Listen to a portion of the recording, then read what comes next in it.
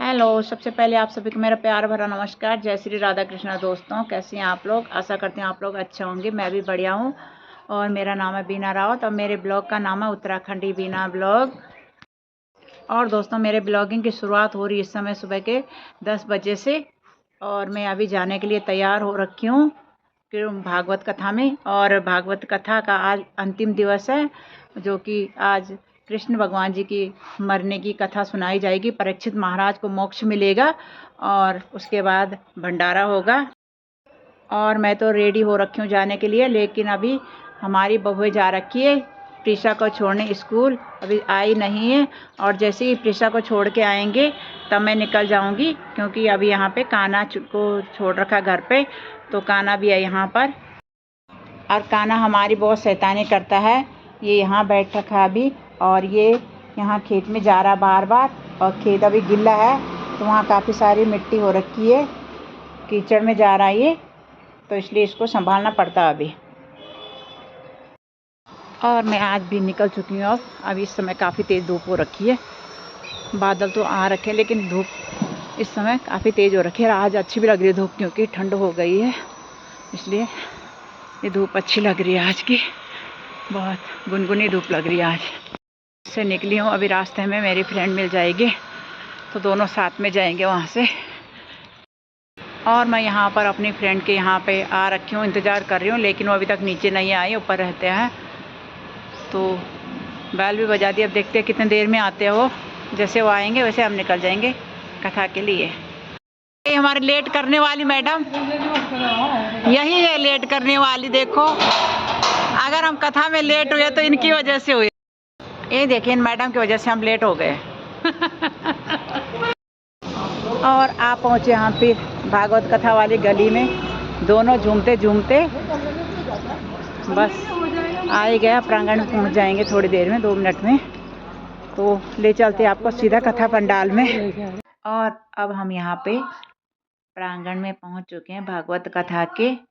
और यहाँ पे व्यास जी श्री पवन नंदन महाराज जी अपने मधुर मुख से, मधुर वाणी से भागवत कथा सुना रहे हैं।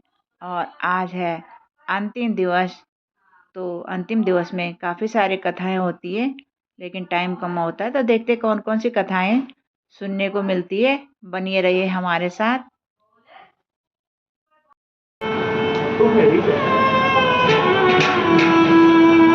आज के बाद तो कभी भी जीवन में कोई कष्ट में आएगी, मुझे याद कर लेना। द्रौपदी ने भगवान के हाथ में जो साड़ी की पल्लू फाड़कर जो बांधी थी, उसी का ऋण चुकाने के लिए जब भरी सभा में दुर्योधन दुशासन के द्वारा खींचे जा रहे साड़ी को बल लगाकर खींचती रही, जब द्रौपदी को यह लगा कि मैं अपनी सुरक्षा करने में सक्षम नहीं हूं, ये तो साड़ी खींचा जा रहा है, तब उस समय द्रौपदी ने अपने दोनों हाथ ऊपर कर दिए, आंखों से आंसू की धारा बहने लगी और द्रौपदी ने मेरे ठाकुर को, उस समय मेरे ठाकुर साड़ी का अवतार लेकर आ गए और उस द्रौपदी की जो रक्षा की मेरे भाई बहन, उसी का ऋण चुकाने के लिए मेरे ठाकुर ने ये कार्य किया। इसलिए मेरे भाई बहन, ऐसा ठाकुर कोई हो सकता तब सुखदेव भगवान रोते रोते माँ के पास आकर बोलने लगे, 5वें दिन, माँ आज 5 दिन हो गए, तुम रसोई में क्यों नहीं होता था? माँ रसोई में जाओ ना, कुछ तो बनाओ ना। माँ कहती, बेटा तुम थोड़ी देर खेल ही आओ, जब खेल के आओगे ना तुम्हारे लिए मैं पकवान रखूंगी। माँ उन बच्चों को कैसे समझावे कि अन्न का दाना तो घर में है ही नहीं, कैसे मैं तुमको भोजन बना कर खिलाऊं। माँ ये नहीं कहती कि अन्न का दाना नहीं, बेटा खेलने जाओ, खेल के आओगे तो तुम्हारे को भोजन। खेलने जाते हैं, खेल में मन नहीं लगता, भूखा पेट मन कैसे लगे, फिर वापस आ जाते हैं, माँ के पास रोने लगते हैं, माँ तुम अभी तक रसोई में नहीं गई, कुछ बनाया नहीं,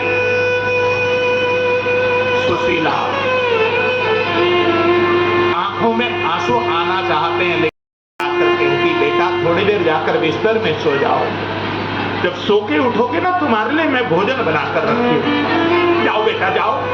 बच्चों को लेटने के लिए जब कहती है, बच्चे जाकर लेट तो जाते हैं, लेकिन भूखा पेट नींद नहीं आती।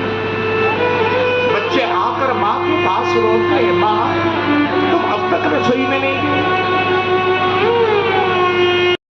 तैसे समझा बुझाकर वो रात काटी है सुशीला ने। प्रातःकाल का जब ब्रह्म मुहूर्त हुआ, जाकर स्नान किया और सीधे पति के पास गई। संध्या बंदन कर रहे थे सुदामा, उनके पास जाकर कहा भगवान आपके बचपन के सखा भगवान द्वारकाधीश आजकल बहुत बड़े राजा हो गए, उनके पास एक बार मिलने जाइए। और भगवान से मिलकर जब सुदामा कई दिन द्वारका में रहे और जब वापस जाने को हुए, भगवान द्वारका के द्वार पर सुदामा को पहुंचाने के लिए जब चले, सुदामा द्वारका से वापस आए तो जहां पर उनकी झोपड़ी थी वहां पर बहुत बड़ी सुवर्ण की महल बनी थी। वो सुवर्ण के महल को घर को देखकर घबरा गए, डरने लगे, थर-थर कांपने लगे, पेड़ के पीछे छुपकर अपने घर की ओर निहारते जा रहे हैं। हमारा झोपड़ा कहां चला गया, हमारी देवी कहां चली गई। सुदामा अपने घर की ओर टुकुर टुकुर देख रहे हैं। सुदामा घबराते जा रहे हैं, थर-थर कांपते जा रहे हैं। के पैर नहीं छुए जाते, तुम मेरे पांव की ओर आगे क्यों बढ़ रही हो। सुशीला ने अपना घूंघट उठाया और कहा पतिदेव आप मेरे पति हो, मैं आपकी पत्नी सुशीला, आपने मुझे नहीं पहचाना क्या। सुदामा बोल पड़े सुशीले ये तेरे था। पतिदेव आप जब द्वारका गए ना, आपके जाने के कुछ देर हुआ था और गरुड़ देवता अपने साथ एक मिस्त्री भी लेके आए थे। उन्होंने भवन बनाने की सारी सामग्री अपने साथ में अपने गरुड़ में रख रखा था।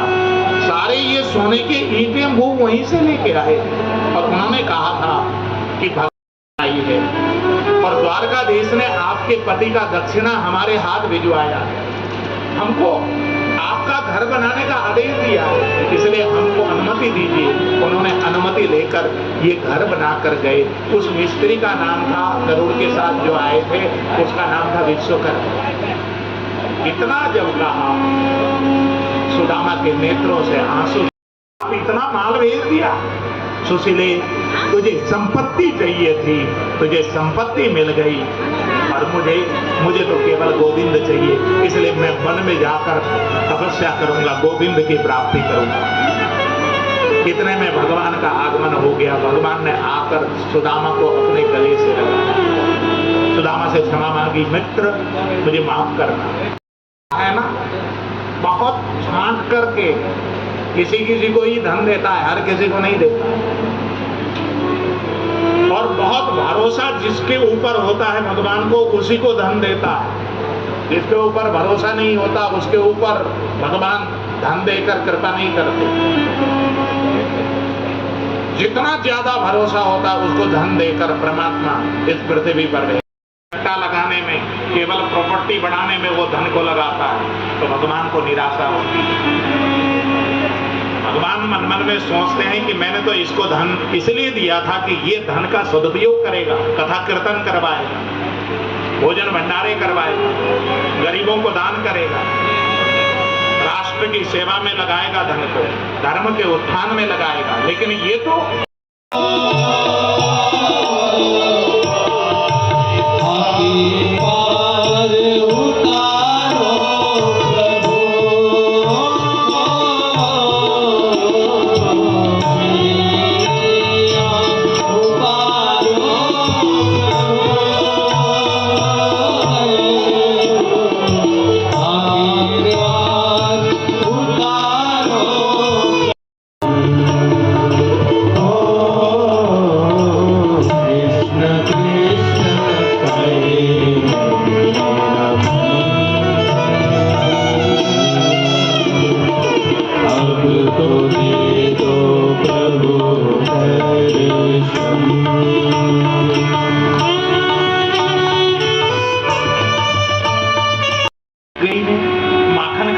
तब तूने मटकी तोड़ गई।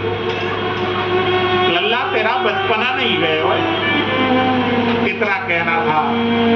कन्हैया बोलने लगे मैया तू बड़ी कंजूसन है, एक ही मटका माखन लेके आई है क्या और ना लाई? मैया बोलने लगी कन्हैया एक मटका और लेके आई। अच्छा माँ मेरा पेट नहीं भरा, दूसरों मटकों माखन लाना। मटकी में जो माखन था वो लेके आई, कन्हैया को खाने दिया। कन्हैया ने प्रेम से वो मटकी के माखन को भी खा लिया। यशोदा मैया ने बहुत बातें कन्हैया को बताई। कन्हैया ने अपनी माँ से बहुत सारी बातें बताई द्वारका की। बहुत देर तक माँ और बाबा से बातचीत होने के बाद कन्हैया गोपियों से मिलने के लिए जब निकल पड़े, एक कन्हैया प्रभावती को देखते ही प्रफुल्लित हो गए, क्योंकि प्रभावती से कन्हैया की नोकझोंक बहुत हुआ करती थी बचपन में। तो आज प्रभावती को देखते ही कन्हैया ने कहा हे गोपी सच कहूं, जब जब तुम्हारी याद आती थी इन आंखों से आंसुओं की बूंद निकल आती थी। बोली प्रभावती, बोल पड़ी कन्हैया से, कन्हैया हमारे साथ ऐसा कुछ नहीं हुआ, न तुम्हारी याद आई न कोई आंसू बहा, क्योंकि तुम्हें हम कभी भूले ही कहां थे जो तुम याद आते। इन आंखों में सदा तुम रहते थे, कहीं आंसुओं के साथ तुम निकल न जाओ, इसलिए हम रोते थे। बात राधा ने जब कही, रुक्मिणी ने कहा ये दूध तो कान्हा ने ही भेजा। इतना सुनना था, राधा रानी ने दूध के कलश को अपने हाथ से लिया और ऐसे मुंह करके गट गट गट गट पूरा कलश को, ये दूध को पान कर लिया। पूरा गर्म दूध जब पान किया, रुक्मिणी आदि रानियां देखती रह गई। इतना प्रेम करती है कन्हैया से, कन्हैया का गले से उतार दी।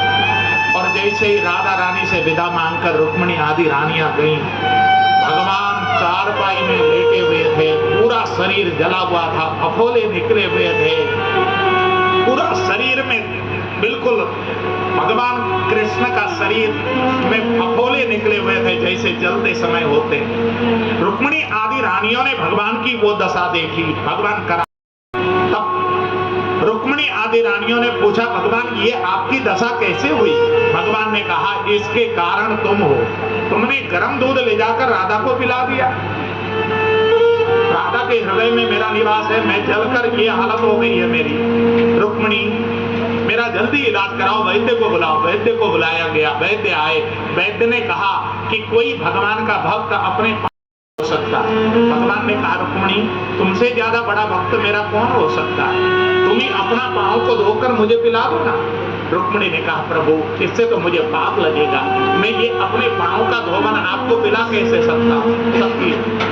भगवान ने और रानियों को कहा, सारी रानियों ने मना कर दी। अब नारद को बुलाया गया, नारद को कहा गया नारद भगवान को ठीक करने के लिए तुम अपने पांव का धो, ये पाप मैं नहीं कर सकता।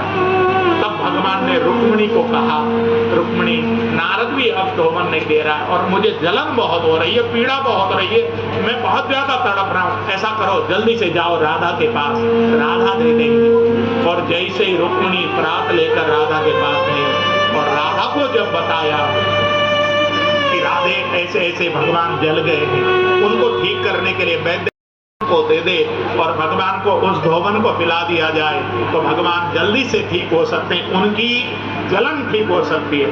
राधा रानी को इतना भी नहीं कहना पड़ा कि तुम पांव का धोवन दे दो। राधा रानी अपने आप उठकर भीतर गई, पांव धोया और प्रात में पानी डालकर रुक्मिणी के हाथ में पकड़ा दी। रुक्मिणी ये पानी ले जाकर भगवान को तुरंत पिला देना। रुक्मिणी ने आपका डर नहीं लगता कि आप अपने चरण का धोवन भगवान को पिलाने दे रही है? राधा रानी ने कहा रुक्मिणी यदि मेरे प्रीतम मेरे प्रभु की जलन ठीक होती हो तो मुझे भले ही पाप लगे, भले ही मुझे नरक में जाना पड़े, मैं परवाह नहीं करती, ये ले जाकर भगवान को पिला दो। राधा रानी से वो जल लेकर जैसे ही रुक्मिणी आई, भगवान ठीक हो गया। तब रुक्मिणी ने भगवान का चरण पकड़कर क्षमा मांगी। भगवान आप जब राधा का नाम लेते थे तो हमको चिड़न होती थी, लेकिन आज जब राधा का दर्शन किया, राधा का व्यवहार देखा, आपके प्रति राधा के समर्पण देखा, तो हमको पता चल गया कि राधा हमसे अनंत गुना बहुत बड़ी है। उनके बराबर हम तो नहीं सकते। राधा तो अनंत है, राधा तो दिव्य है। ये बात आज आपने हमको एहसास कराने के लिए ये लीला की है प्रभु। ये राधा ये कोई सामान्य नहीं है। राधा तो भैया राधा के श्याम जो है भगवान, तो श्याम की पावन भक्ति है राधा। सोनकादी 88,000 ऋषियों को सुनाया। 88,000 ऋषियों के द्वारा हमारे गुरुदेव तक गुरु परंपरा में पहुंची। हमारे गुरुदेव ने वृंदावन में बैठाकर हमको 3 साल तक ये भागवत की पूरी कथा को 3 बार तक ठीक से पढ़ाया। जितना पढ़ाया, जितना मैं समझ पाया, यथामति यथा बुद्धि समझ पाया, उतना मैंने आपके समक्ष 11वीं बार मैंने सुनाया। मेरे जैसे अबोध बालक के द्वारा कही हुई बात को आप लोगों ने इतना भाव से 11 बार तक भागवत की कथा सुनी, इसके लिए मैं हृदय से आप सबको नमन करता हूँ।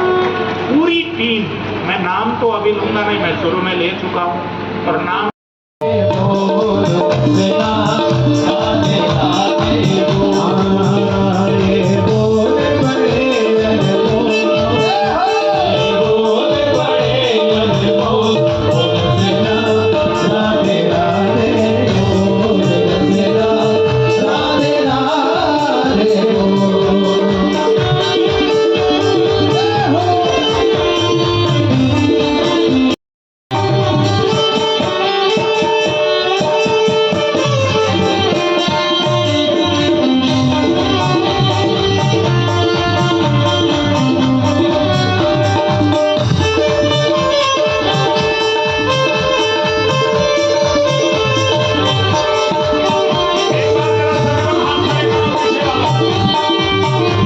और यहाँ पर भंडारा खाने के लिए सभी लोग बैठ चुके हैं भंडारा का प्रसाद लेने के लिए, और दूसरी तरफ संगीत भी चल रहा है।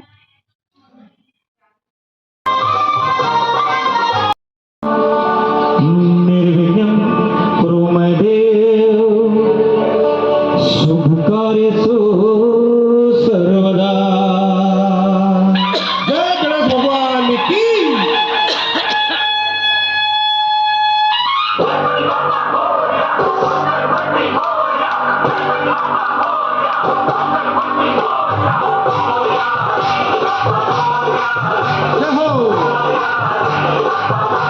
देखिए, जब शाम के 6:45 हो रहे हैं, और आज भागवत कथा का अंतिम दिन था, तो सुबह से तो भागवत कथा में थे, और घर आके अभी मैं प्रीशा को घुमाने ला रखी हूँ ग्राफी एरिया की हिल यूनिवर्सिटी में। यह है हिल यूनिवर्सिटी।